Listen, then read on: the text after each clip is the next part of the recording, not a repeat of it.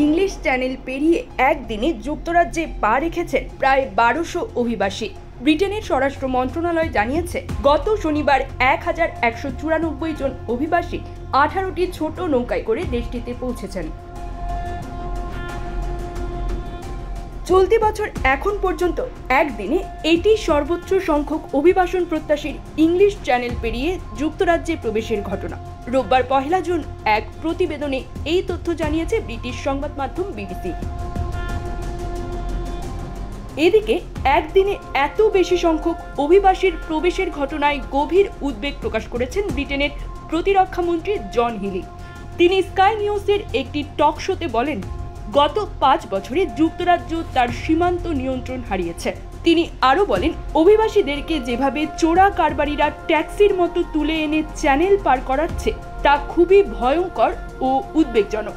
যুক্তরাজ্যের স্বরাষ্ট্র মন্ত্রণালয়ের তথ্য অনুযায়ী চলতি বছর এখন পর্যন্ত ১৪,৮১১ জন অভিবাসন প্রত্যাশী চ্যানেল পার হয়েছেন, যা গত বছরের এই সময়ের তুলনায় ৪২% বেশি।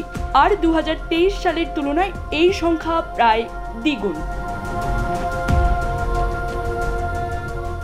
এদিকে ব্রিটেনের স্বরাষ্ট্র মন্ত্রণালয় জানিয়েছে, এই বিপজ্জনক নৌকাযাত্রা বন্ধ করাই আমাদের সবার লক্ষ্য, কারণ এটা মানুষের জীবনের ঝুঁকি বাড়ায় এবং সীমান্ত নিরাপত্তা দুর্বল করে।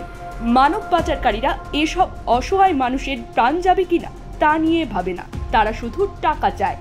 আমরা তাদের ব্যবসার সব পর্যায়ে আঘাত হানতে এবং বিচারের মুখোমুখি করতে কিছুই বাদ রাখব না।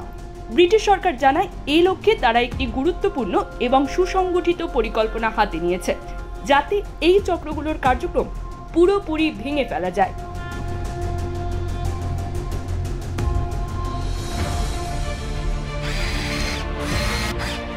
আলোতে থাকুন, ফোকাসে থাকুন, হাত রাখুন প্রজন্মের হাতে।